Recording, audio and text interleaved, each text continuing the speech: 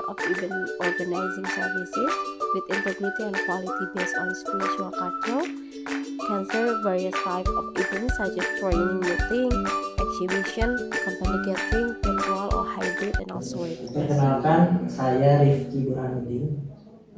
Saya asli juga orang Garut. Cuman saya sempat beberapa kali mengisi di luar kota gitu ya. Termasuk saya balik lagi ke Garut karena membersamai perusahaan. Kami bergerak di bidang jasa, yaitu event organizer. Nah, event organizer ini kita lebih spesifik laginya di MICE. Kalau disederhanakan adalah kita sering buat event webinar gitu ya, atau seminar online, workshop. Kita bergandengan atau bekerja sama dengan trainer-trainer nasional seperti Bagian Azemi, kemudian Masonia Bikin dan lain-lain. Kemudian juga kita biasa mengelola ulang tahunnya perusahaan, kemudian suatu launching produk, dan kita membuat pameran-pameran booth untuk meramaikan suatu produk tersebut. Perusahaan itu bergerak di bidang event gitu ya? Ya, di bidang jasa, yaitu lebih tepatnya event organizer. Bapak udah cukup lama nih bekerja di bidang ini, di supervisor ini atau HRD ini.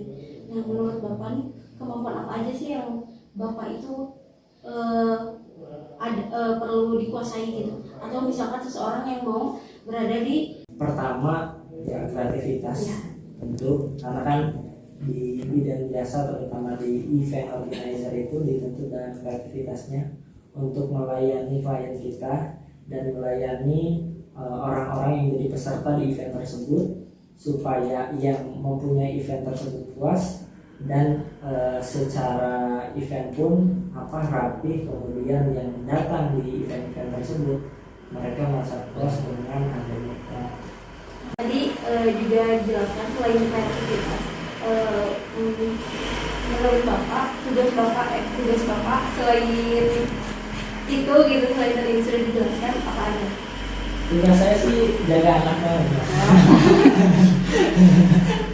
Tugas saya di sini sih yang pertama ya tadi membangun relasi dengan klien-klien yang lain, terutama perusahaan-perusahaan yang mau kerja sama dengan kita coba offering ke teman-teman klien gitu ya, instansi, sekolah, perusahaan, BUMN, kita coba apply offering mereka, kemudian kita meetingkan apa aja yang kita bisa diskusikan, agendanya per tahun ini perusahaan-perusahaan tersebut mengagendakan event apa aja, coba kita fasilitasi. Terus kemudian kita meeting atau tender gitu ya, tender dengan perusahaan-perusahaan yang sejenis. Karena kan kalau misalkan event-event yang besar kita memerlukan tender ya, memerlukan pitching sama perusahaan-perusahaan lain untuk meyakinkan konsep mana yang paling bagus. Gitu, konsep mana yang paling bagus, budgetnya yang paling oke gitu ya, kemudian nanti tampilannya yang paling oke dan menjual tentunya gitu. Nah itu tugas-tugas saya. Dan satu lagi mungkin kalau untuk keseharian ya, saya paling kontrolin ya teman-teman gitu ya, untuk terkait update proyekan dari yang sudah dijalankan ataupun yang mau kita jalankan. Berarti cukup kompleks berarti ya Pak ya? Hanya baik. Selaras juga Pak tadi sama terkait ini juga. Saya tahunya gitu Pak, kalau misalkan seorang HRD itu menyeleksi karyawan gitu. Nah, Bapak punya pemenang di bidang itu nggak? Misalnya menyeleksi karyawan? Kalau untuk yang Garut, alhamdulillah beberapa teman di sini, termasuk suara sekarang, saya ikut andil juga ya. Nah, juga menyeleksi teman-temannya. Ya, karena kan kita ya perusahaan Nah, kemarin gitu ya di dunia periklanan, kemudian apa namanya ya startup, perusahaan startup, jadi ya orang-orang awal atau orang-orang awal yang masih jibaku gitu ikut turun. Nah, kalau untuk tadi apa kriteria ya? Kriteria. Ya, jadi misalkan kan Bapak menyeleksi karyawan. Nah, biasanya si skill dan kemampuan apa aja sih yang Bapak cari gitu untuk di perusahaan ini? Kalau di perusahaan ini sih lebih ke arah kita contohnya ke ya tadi satu kreativitas, yang kedua itu non teknis. Non teknis ini adalah karena kreativitas, kemudian skill kerjanya itu bisa di-upgrade dengan hasilnya mereka. Maksudnya bisa learning by doing tadi. Tapi yang paling ditekankan di sini karena memang value-nya adalah profesional di jalan spiritual gitu ya. Nah itu tadi makanya teman-teman tadi dengar kan ya, setelah berdasar kita sholat bareng, kebiasaan kita di sini ya tadi zikir pagi sama zikir petang sebelum pulang gitu.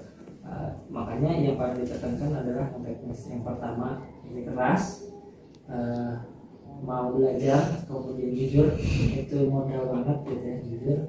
Yang ketiga adalah ya tadi taat kepada Tuhan dan itu sih ya. Kalau yang lain itu bisa ngikutin. Jadi sebenarnya siapa aja bisa daftar di sini gitu ya Pak. Ini juga buat teman-teman yang nonton bisa langsung daftar. Bisa. Mau banget. Nah mungkin Pak tadi Bapak kan udah cukup lama nih bekerja di perusahaan ini.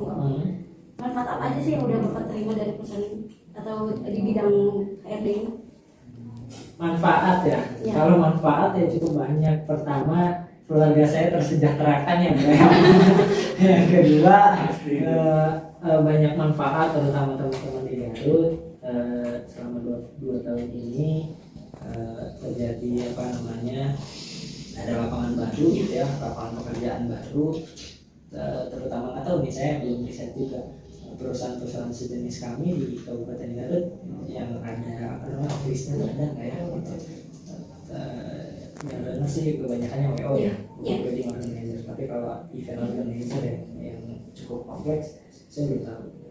Nah apa namanya ya tadi manfaatnya tadi alhamdulillah saya dikasih amanah sampai sejauh ini untuk bisa belajar bersama teman-teman, jadi makin terpacu untuk apa namanya secara leadershipnya.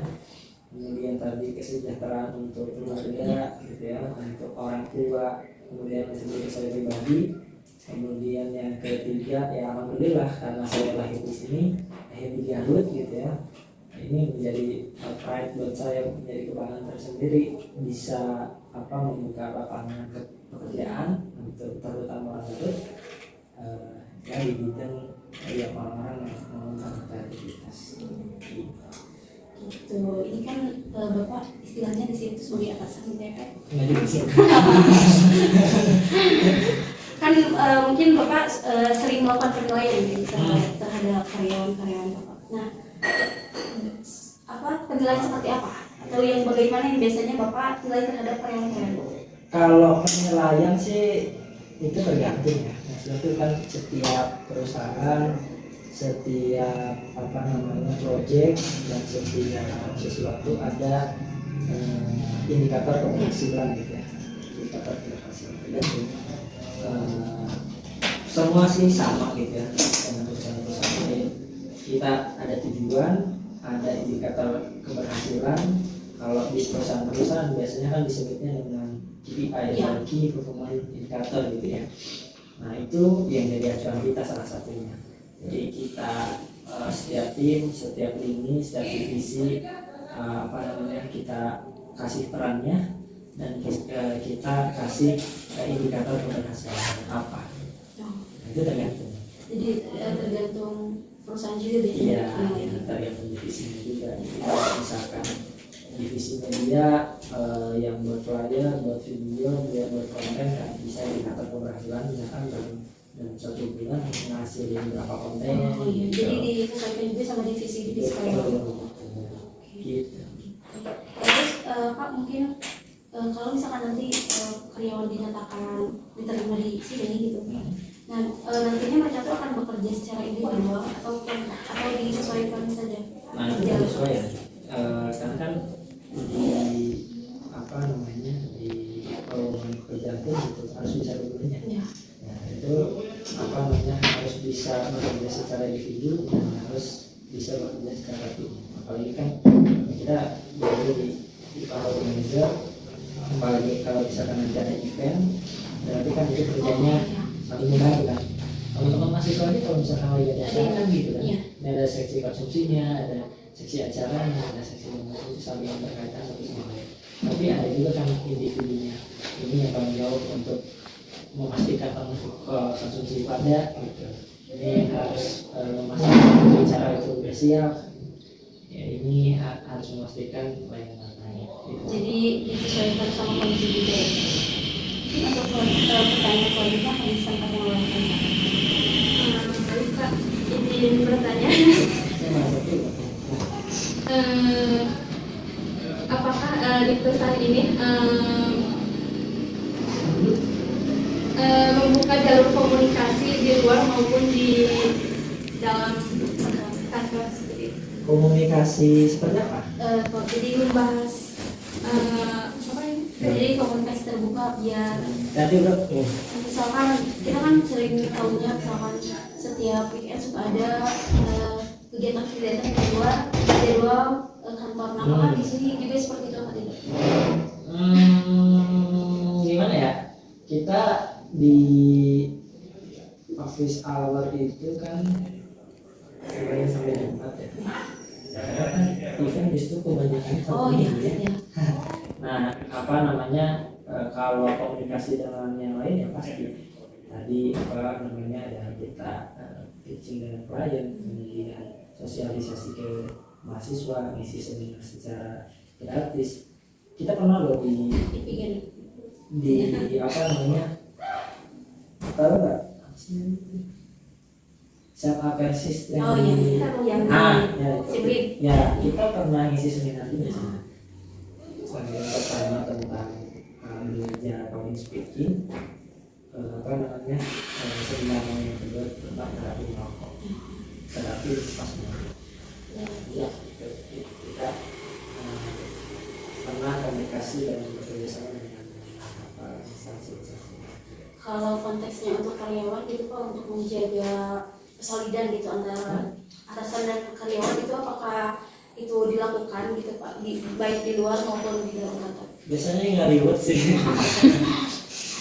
ya kalau apa bonding ya sama hanya sama teman-teman yang lain, sama hanya dengan perusahaan-perusahaan yang lain, kita bonding bersama lain, misalnya dari masalah kemudian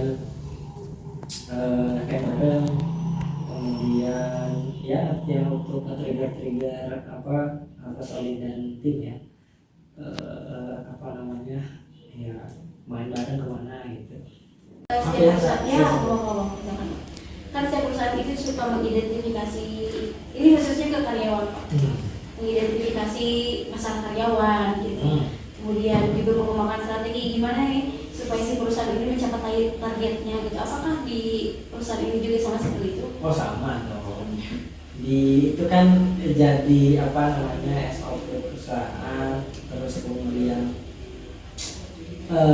ya jadi tolak ukur tadi indikator keberhasilan. Kalau misalkan nggak ada perannya, nggak ada indikator keberhasilannya, terus tidak diidentifikasi upgrading atau kemajuan atau problem solvingnya, nah itu biasanya sih kalau start ya. Nah, kalau yang ketiga tadi identifikasi jelas ada.